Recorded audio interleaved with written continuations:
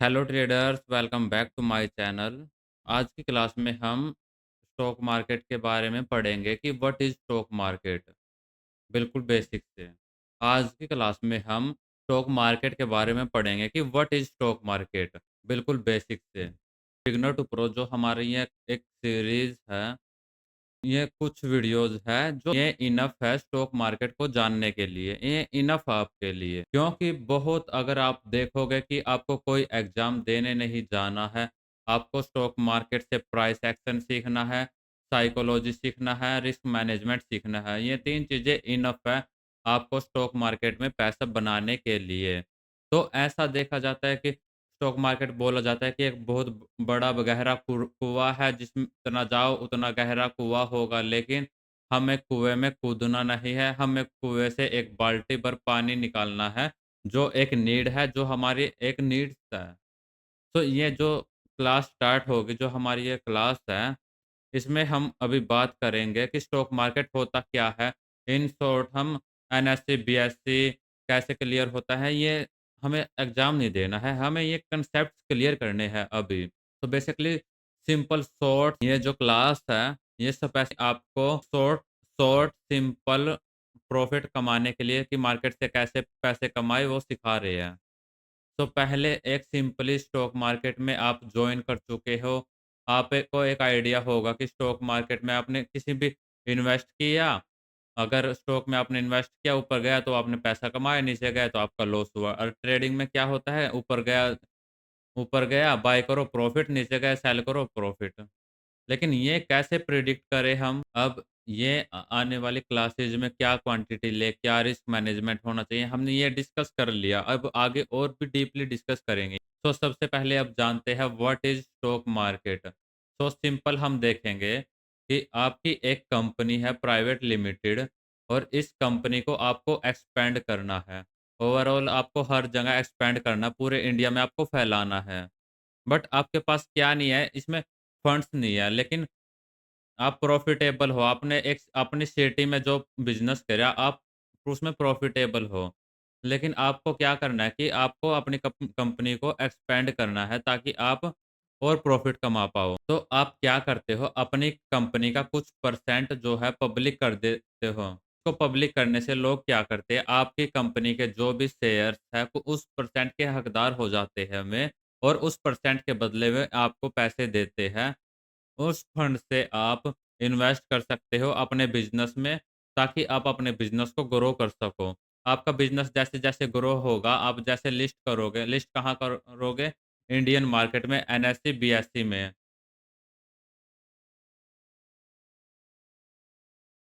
सो इससे आपका बिज़नेस अच्छा होगा, लोगों का फंड्स कैसे एक्सपेंड कर पाओगे आप, ऐसे होगा, आपका प्रॉफ़िट करोगे, आपका स्टॉक ऊपर जाएगा और लोगों को उसका भी प्रॉफ़िट होगा।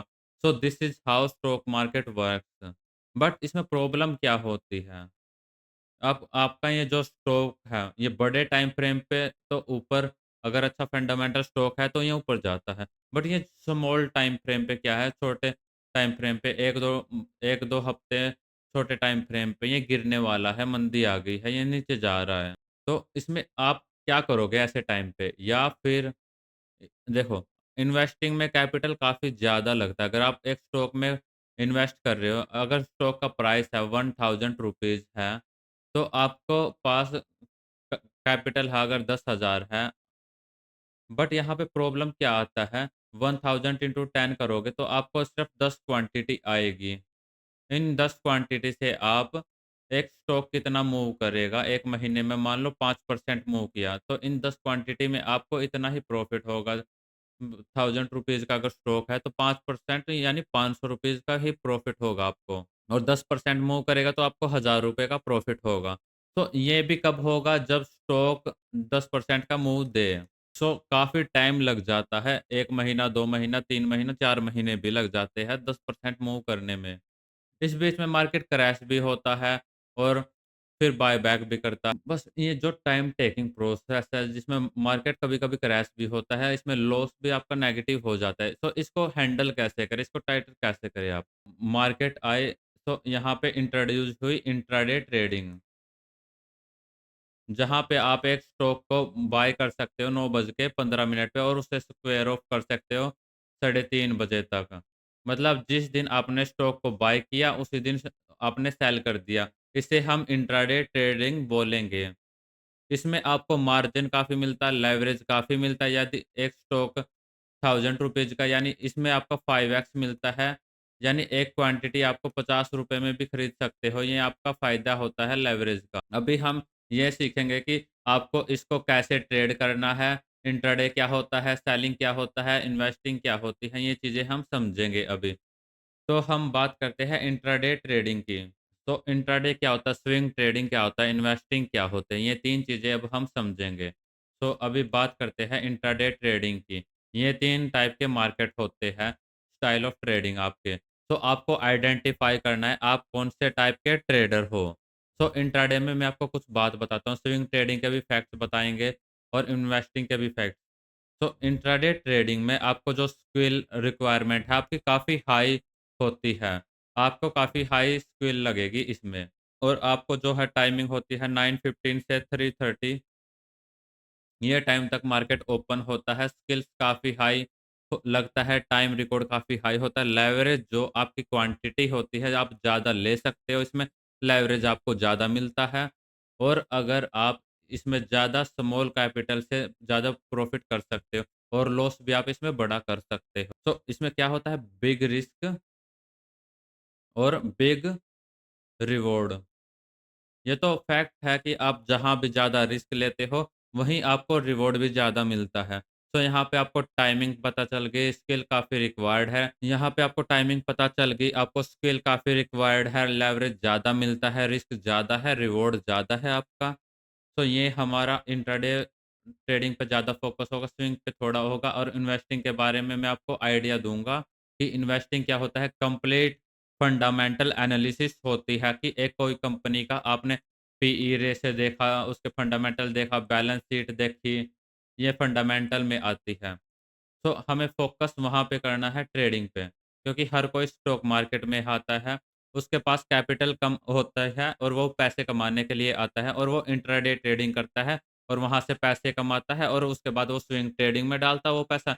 स्विंग ट्रेडिंग में कैपिटल रिक्वायरमेंट भी ज़्यादा होती है और उसके बाद वो लास्ट में एक इन्वेस्टर बनता है, क्योंकि इन्वेस्टर में एक बहुत ज़्यादा कैपिटल लगती है और सालों-साल तक आपको वो कैपिटल होल्ड करनी होती है। लेकिन उतने साल तक आपको किसी स्टॉक में कैपिटल डालने के लिए आपके पास उतना कैपिटल होना चाहिए। तो आप इंट्राडे ट्रेडिंग से कैसे कैपिटल ग्रो करें, इस क्लास में आप सीखने वाले हैं। इंट्राडे ट्रेडिंग में ये फैक्ट्स होते हैं। तो अब हम स्विंग ट्रेडिंग की बात करते हैं कि जहाँ पे आप स्टॉक्स को 1 दिन से ज़्यादा तक बाय करते हो और उसे 365 डेज़ से कम में एग्ज़िट कर देते हो। अब स्विंग ट्रेड कब लिया जाता है? आप जब भी किसी ट्रेड में एंटर करते हो, आपने एंटर किया और आपका स्टॉक एंटर होने के बाद 1 दिन से ज़्यादा लग रहा है टारगेट आने में, 1 दिन, 2 दिन, 10 दिन, 15 दिन, 20 दिन, तो आप उसमें क्या करते हो? आप उसको पोज़िशनल वाइज़ लेके चले जाते हो, यानी 2, 4, 10 दिन, 15 दिन, 20 दिन के लिए आपने वो बाय कर लिया। ऐसे इसे स्विंग ट्रेडिंग कहते हैं। तो इसमें स्किल्स इतनी ज़्यादा रिक्वायर्ड नहीं है। स्किल्स इतनी रिक्वायर्ड नहीं है, मतलब मॉडरेट स्किल्स रिक्वायर्ड है और उसके बाद है, टाइम की कोई दिक्कत नहीं है। अगर आप ऑफ़िस में हो, घर का काम कर रहे हो या कुछ बिज़नेस करते हो, तो आपने स्टॉक में पैसे डाल दिया और उसके बाद स्टॉप लॉस टारगेट सेट करके आप दिन में 1 बार चेक कर सकते हो, हफ्ते में 1 बार चेक कर सकते हो, क्योंकि ये स्लोली मूव होता है और इसमें टारगेट्स जो है काफ़ी बड़े होते हैं। और नेक्स्ट आता है इन्वेस्टिंग।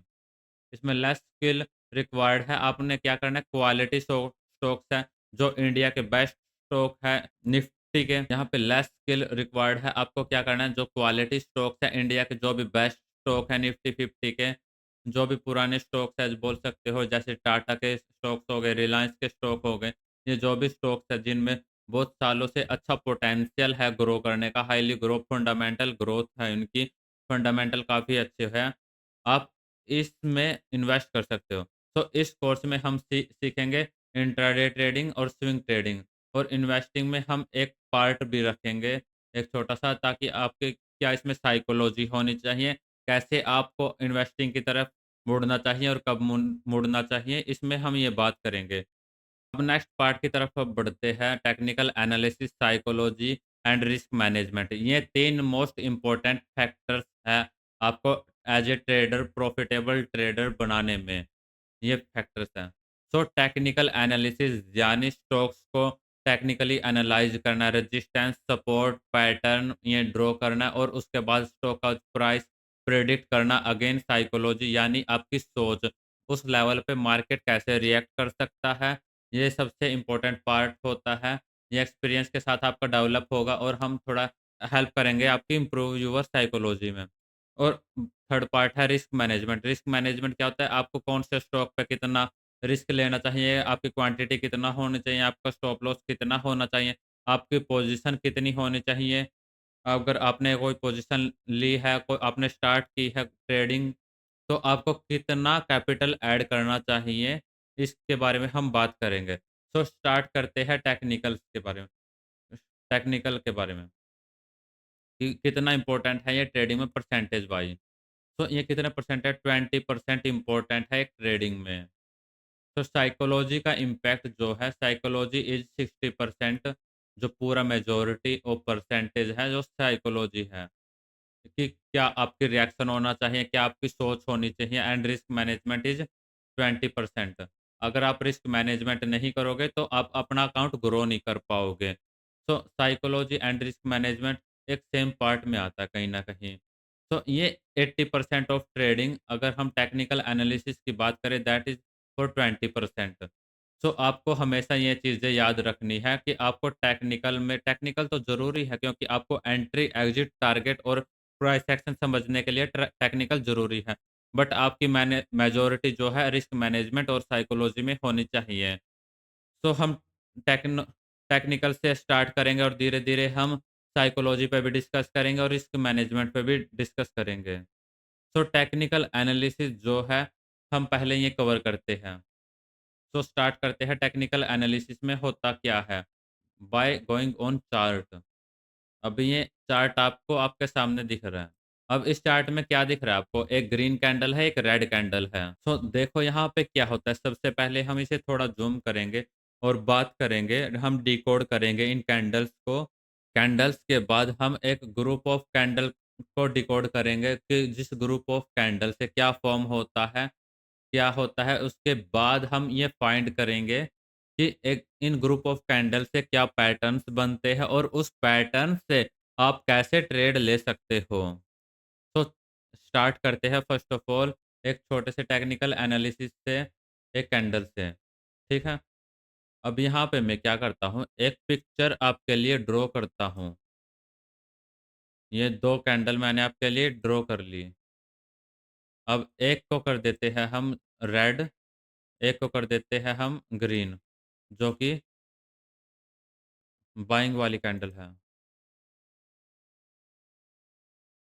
तो यहाँ पे पहले आपको ये पता रहनी चाहिए कि कैंडल ओपन किस प्राइस पे होती है और क्लोज़ किस प्राइस पे होती है। और ये जो ऊपर लाइन दिख रही है, इसमें यो वी इसको क्या बोला जाता है? एक ग्रीन कैंडल ओपन होती है, वो ओपन होती है नीचे के लेवल पे, यानी यहाँ पे। सो हम इसे बोलेंगे ओपन।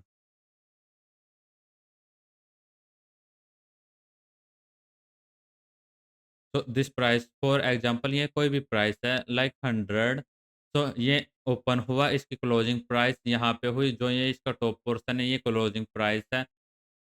कि फॉर एग्ज़ाम्पल ये ओपन हुई 100 पे, ये 110 पे क्लोज़ हो गई और ड्यूरिंग दिस प्राइस ये थोड़ा ऊपर भी गया और नीचे गया और क्लोज़ कहाँ हुआ? ये यहाँ क्लोज़ हुआ। इसको हम बोलेंगे देखो विक। विक यानी क्या? ये प्राइस थोड़ा ऊपर भी गया, नीचे भी गया, कि प्राइस ओपन 100 पे हुआ, लो बनाया 95 का, ये इसका लो है, ये इसका क्लोज़ हुआ। ये इसका क्लोज़ है 110 पे, ये इसका हाई है 120 115 पर। सो ऐसे ही इसका सेम अपोज़िट रेड कैंडल है। रेड कैंडल ओपन कहाँ होती है? ऊपर। यहाँ पे ओपन हुई, यहाँ पे क्लोज़ हुई। तो सिंपली यहाँ पे भी एक विक बनेगी।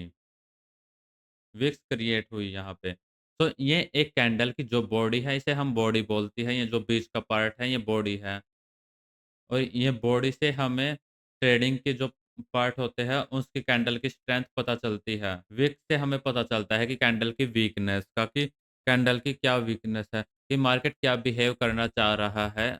इस कैंडल की लेंथ से बॉडी देख के, अगर बॉडी छोटी है तो हमें पता चलता है कि मार्केट में क्या परफॉर्म हो रहा है, क्या लिक्विडिटी आ रही है। छोटी है और बॉडी काफ़ी बड़ी है, तो हमें क्या दिख रही है कि क्लोजिंग हुई है, ये काफ़ी स्ट्रॉन्ग है। यानी यहाँ पे बायर जो है काफ़ी स्ट्रॉन्ग है, उन्होंने काफ़ी अच्छे से बाय की है।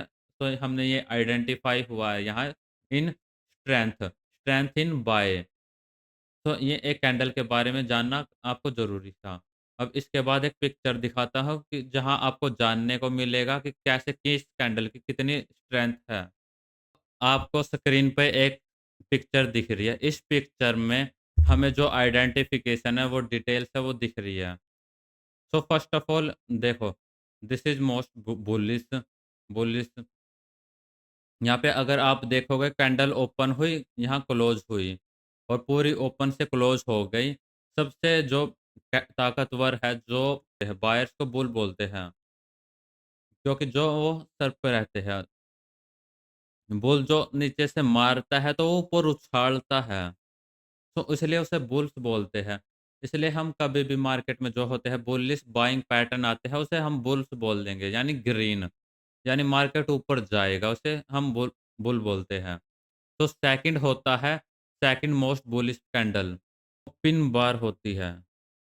इट मीन्स सेकंड होती है, सेकंड मोस्ट बुलिश पैटर्न है ये पिन बार। तो यहाँ पे आपको क्या दिख रहा है? मार्केट ओपन हुआ यहाँ पे, ये जो मोस्ट बुलिश कैंडल है इसको हम बोलेंगे पिन बार कैंडल। ये काफ़ी आपको आने वाली है आगे। यानी ये यहाँ ओपन हुई, नीचे गई, यहाँ इसका लो बनाया, फिर वापस नीचे से ऊपर आकर क्लोज़ हो गई। यानी यहाँ से बहुत स्ट्रॉन्ग रिजेक्शन आया। इसे हम बोलेंगे पिन बार कैंडल।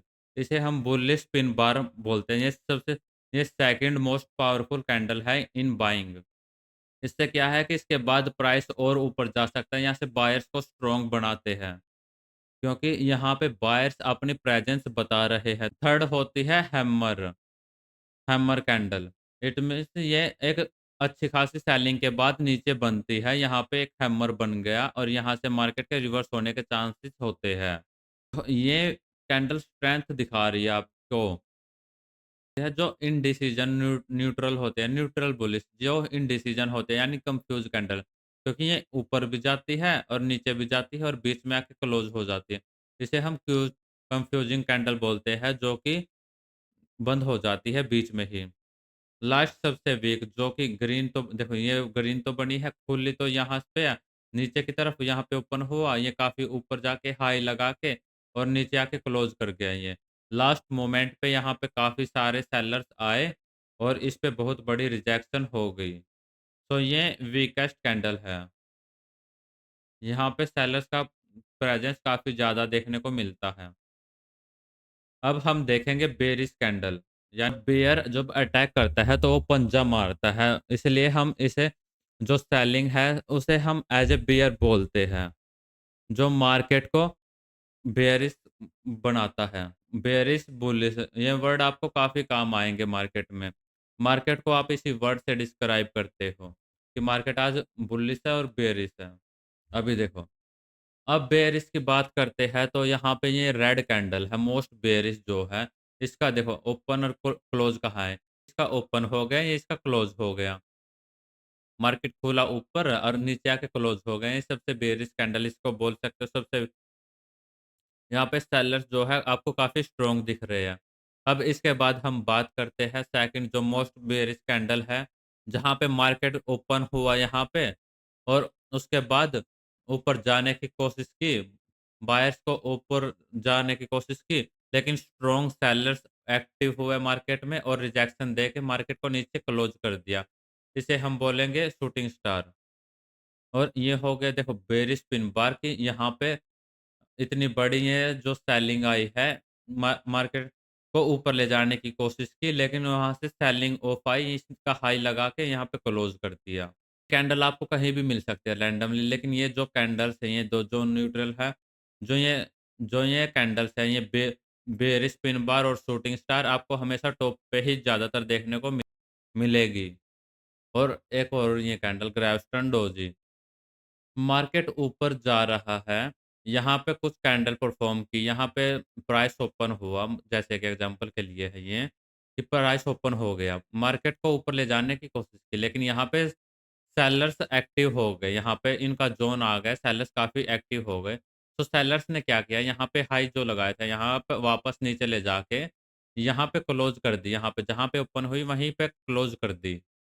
सो इससे क्या पता चला यहाँ पे काफ़ी ज़्यादा सेलिंग आई है और जो ये टॉप पे मिलेगी इसके लो पे आप एंटर कर दो और आप एक अच्छे खासे रिस्क रिवॉर्ड पे ये ट्रेड को आप फॉलो कर सकते हो।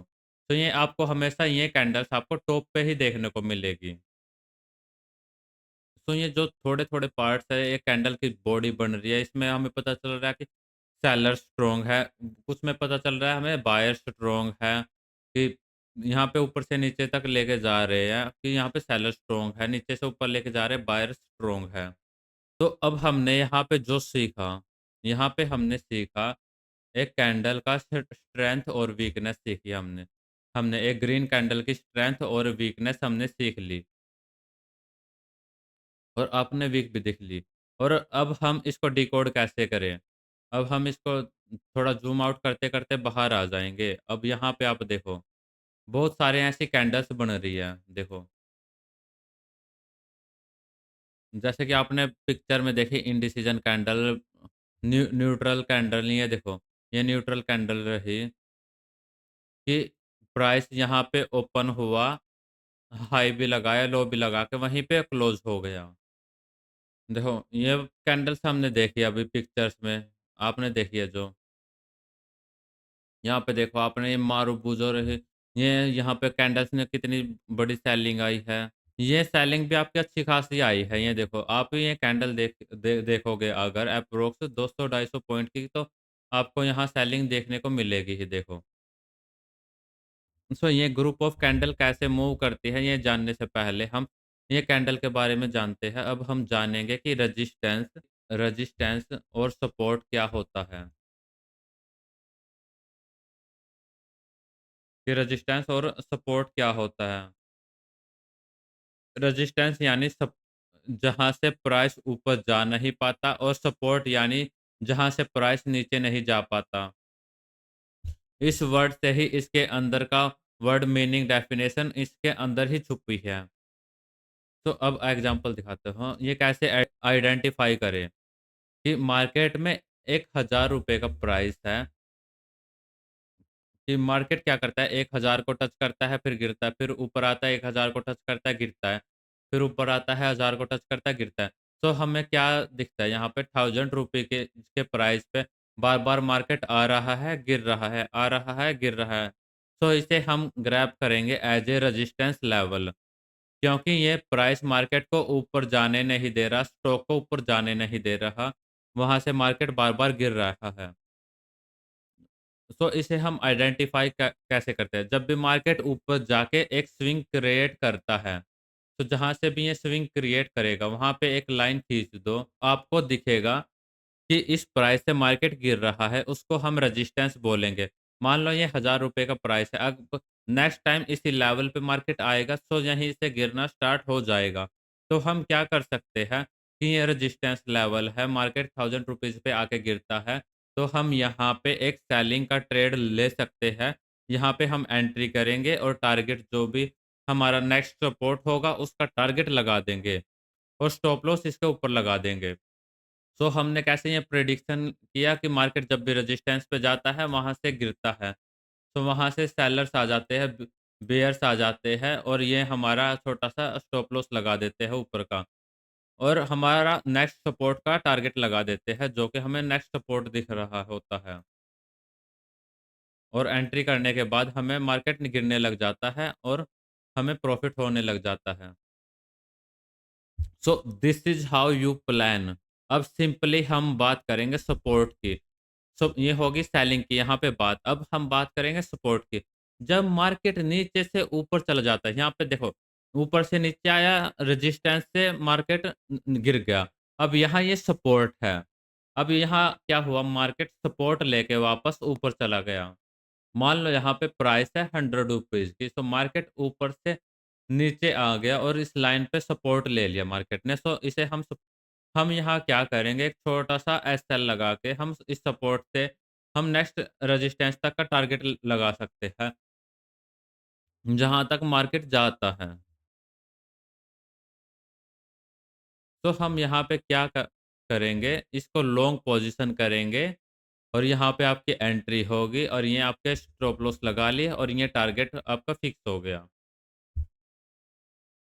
मार्केट आता है ₹100 पे या ₹1000 पे, आप बाय कर लेते हो, वो मार्केट ऊपर जाने लग जाता है। आपका ₹100 मान लो आपकी एंट्री है, या तो आपका स्टॉप लॉस 95 है या 90 है, या तो आप either you will give stop loss, either you will take target. आपकी एंट्री ₹100 है और आपका एसएल ₹10 ₹20 है, and you you have to take 20-30 rupees as a target. This is how resistance को यूज़ करके, सपोर्ट को यूज़ करके आप एक प्रोजेक्शन प्लान कर सकते हो और उस बेसिस पे आप एक ट्रेड लेकर प्रॉफ़िट कर सकते हो।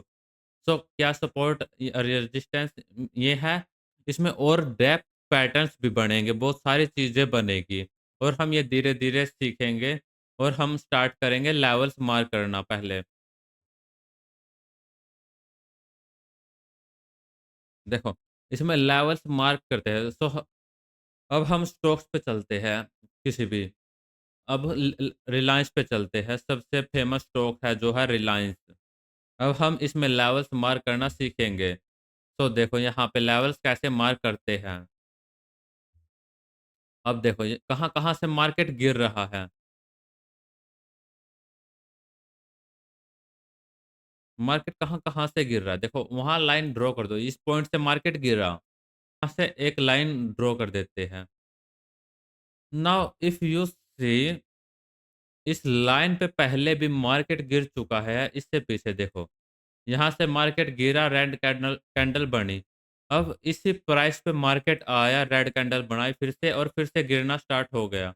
अब अगर मैं यहाँ पे सेल कर दूँ और इसकी प्राइस क्या होगी, 1200 पे अगर मैं सेल कर दूँ और स्टॉप लॉस लगा दे, तो प्राइस क्या है इसकी, वो 1264। अब इसी प्राइस पे मार्केट आया, रेड कैंडल बनाई, अगर यहाँ पे मैं अगर सेल कर दूँ दो और इसकी प्राइस क्या होगी, ये इसकी प्राइस ये है। मैं टारगेट लगा देता हूँ 1:5 6 का रिस्क रिवॉर्ड लगा देता हूँ। तो जैसे ही मैंने सेल किया, मार्केट कहाँ तक गया, देखो नेक्स्ट सपोर्ट तक। मुझे कितना टारगेट मिला, देखो ₹4 का मेरा स्टॉप लॉस था और ₹19 का मुझे टारगेट भी मिल गया। और अगर इसको मैं ऊपर ले इसको ही मैं खींच दूँ अगले सपोर्ट के लिए, तो मुझे ₹23 का प्रॉफ़िट हो गया। इसमें रिस्क हुआ मेरा ₹4 का और ₹23 बदले में मुझे मिल गए। अब नेक्स्ट टाइम जब भी इस लाइन पे आता है, मैं दोबारा से सेल करूँगा। अब देखते हैं कैसे आएगा, कब आएगा, जब भी आएगा मैं इसे सेल कर दूँगा। अभी देखो पीछे। इस लाइन पे आया, यहाँ रेजिस्टेंस है, अगेन आपने फिर से यहाँ सेल कर दिया एंड ये आपने टारगेट ग्रैब कर लिया। तो आपका प्रॉफ़िट हो गया। That is how you identify resistance level. Resistance होता है जब मार्केट नीचे से आके ऊपर हिट करता है। तो मार्केट इस लेवल के ऊपर जब भी अगर ब्रेक कर देता है, चला जाता है, तो ये एक सपोर्ट बन जाता है। सो ये इसको सपोर्ट लेके फिर मार्केट ऊपर चला जाता है। तो नीचे से मार्केट ऊपर जाएगा, अगर नीचे से हम हिट हिट करेगा, इसे हम बोलेंगे एक रेजिस्टेंस लेवल। और ये मार्केट अगर ऊपर से हिट करेगा, यानी ऊपर से आके ही से हिट करेगा, तो इसे हम बोलेंगे सपोर्ट लेवल। ये एग्ज़ाम्पल हो गया रेजिस्टेंस का। अभी सपोर्ट का एग्ज़ाम्पल दिखाता हूँ आपको। अभी देखो, लाइन देखो कितनी एक्यूरेट है, कितने लेवल्स एक्यूरेट हो रहे हैं यहाँ पे। अब यहाँ पे देखो मार्केट आया, इस प्राइस पे इसने ब्रेक कर दिया, यहाँ से सपोर्ट लेके मार्केट ऊपर चला गया। अब आपको यहाँ पता चला मार्केट ने यहाँ पे बायर्स को बुलाया। इसी लेवल को मार्केट ने तोड़ा, इसी जगह पे मार्केट आया, आपने यहाँ पे एंट्री की और मार्केट देखो फिर ऊपर चला गया और आपको अच्छा खासा टारगेट मिल गया। आपका नेक्स्ट अगर आपका स्टॉप लॉस होता तो क्या करते आप? स्टॉप लॉस पिछला स्विंग का स्टॉप लॉस लगाते और 1:5 प्लान कर आप पिछले स्विंग का एसएल प्लान करते और 1:5 के लिए आप बैठते और देखते आपको 1:5 ये ट्रेड आपको मिल चुकी है। और फिर आप देखते कि 1:5 आपको मिल चुका है। जब भी बड़ा फॉल हो आपको, जब भी ज़्यादा ड्रास्टिकली प्राइस गिरता है कि यहाँ से देखो यहाँ से ज़्यादा प्राइस गिरा, आपने यहाँ पे रेजिस्टेंस मार्क कर लिया, यहाँ से प्राइस ऊपर जा रहा है, यहाँ पे आपने सपोर्ट ड्रॉ कर लिया। तो ये लेवल्स काफ़ी वर्क करते हैं अच्छे से। बट आप अपनी साइकोलॉजी मेंटेन करो कि आपको रिस्क से ज़्यादा आपको आपका रिवॉर्ड चाहिए। यहाँ पे कई बार क्या है आपको कंफ्यूज भी करेगा कि मार्केट ऊपर जा रहा है, यहाँ से सपोर्ट है कि ऊपर जाता है और फिर मार्केट गिर भी जाता है। लॉस जो है this is a part of trading. आपको बस ये करना है कि आप यहाँ पे ₹100 कमा रहे हो, तो इस लॉस में आपके ₹20 जाने चाहिए या ₹30 जाने चाहिए, ज़्यादा से ज़्यादा या 50 जाने चाहिए। अगर लो तो आप इसका डबल दो कि यहाँ से अगर मार्केट ऊपर गया तो आप 100 डेढ़ ₹100 प्रॉफ़िट करो। लेकिन जब भी आप लॉस करो अगर loss should be small and the profit should be big. मतलब पैसा कमाओ आप, बड़ा कमाओ लेकिन और जो लूज़ करोगे आप छोटा करोगे। उससे क्या होगा आपका अकाउंट हमेशा बढ़ेगा। तो कोई भी बिज़नेस होता है एक रिस्क रिवॉर्ड के साथ आता है बिज़नेस भी। आपका रिस्क होता है उसमें और रिवॉर्ड भी होता है कि 1:10 ले रहे हो कि मार्केट में आप एक ₹1 खोने को तैयार हो और बदले में जब ले रहे हो तो आप ₹10 ले रहे हो मार्केट से। This how risk reward work. अगर आपको ये सपोर्ट से रेजिस्टेंस तक अगर स्केल देखोगे, अगर मैं स्केल लगाऊँ तो यहाँ पे सपोर्ट से रेजिस्टेंस तक का आपको 40 44 रुपीज़ मिला। तो 44 रुपीज़ मिला that is enough for you. In options this is good. अगर आप परसेंटेज भी देखो तो 3.64% एप्रॉक्स 3% है आपका। अगर आप रिस्क भी देखोगे इसमें रिस्क क्या लेते आप? ये इसका छोटा-सा ये नेक्स्ट पिछला स्विंग ले लेते हैं रिस्क 1% पे आपका रिस्क नहीं है, ₹8 का आपका रिस्क था और बदले में आपको 8 के बदले 44 रुपीज़ मिल गए या 40 रुपीज़ मिल गए। अब ये आपको रेजिस्टेंस समझ गया, अब आप रेजिस्टेंस भी समझ गए, सपोर्ट भी समझ गए, अब ब्रेकआउट की बारी है कि ब्रेकआउट क्या है? ये काफ़ी इम्पोर्टेंट टर्म है।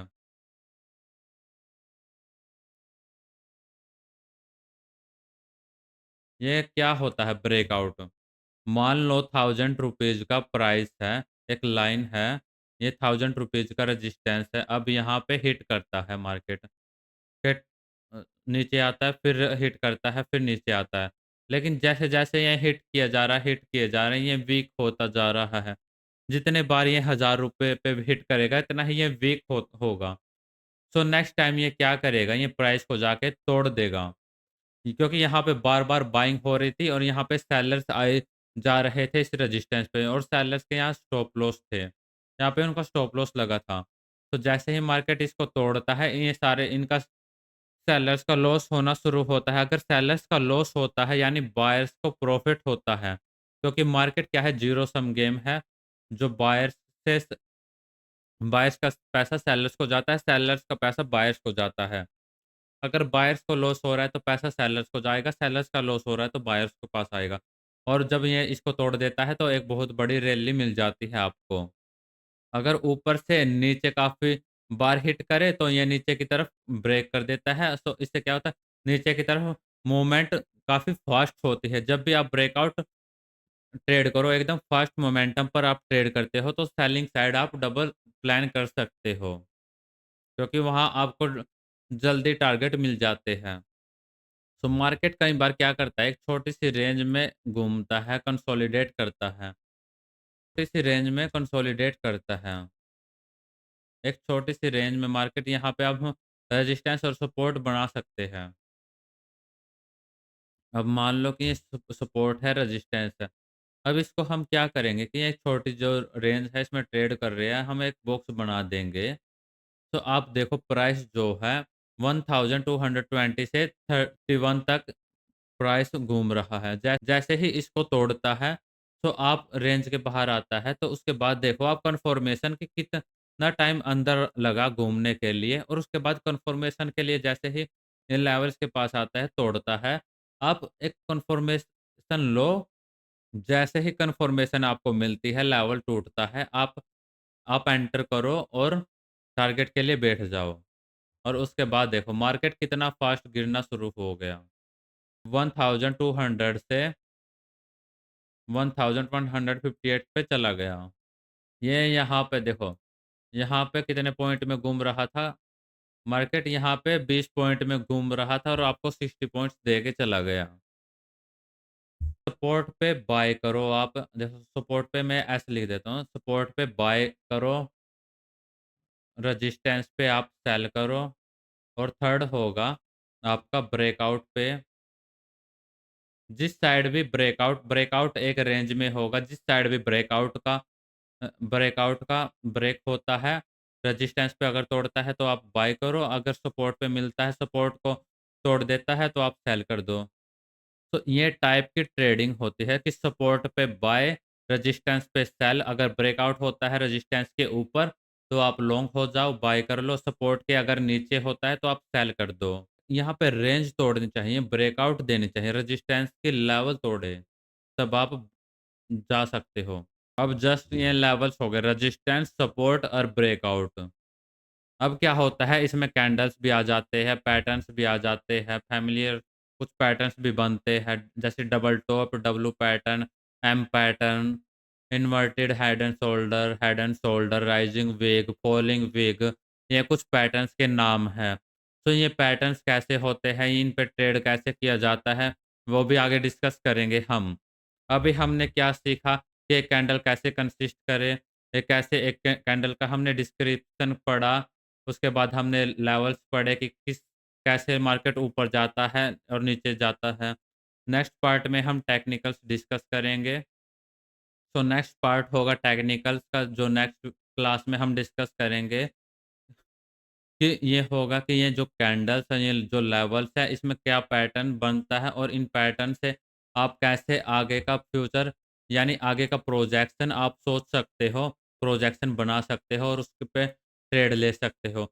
सो मिलते हैं नेक्स्ट वीडियो में। अगर ये वीडियो आपको समझ नहीं आया तो आप इस वीडियो को दोबारा स्टार्टिंग से भी देख सकते हो, रिपीट करके देख सकते हो। आप ईज़िली इसको समझ सकते हो, काफ़ी ईज़िली वे में मैंने बनाई है ये। सो अगर आपको ये वीडियो इन्फॉर्मेटिव लगी हो, तो आप इस वीडियो को लाइक कर सकते हो और मेरे चैनल को सब्सक्राइब कर सकते हो। Thank you guys.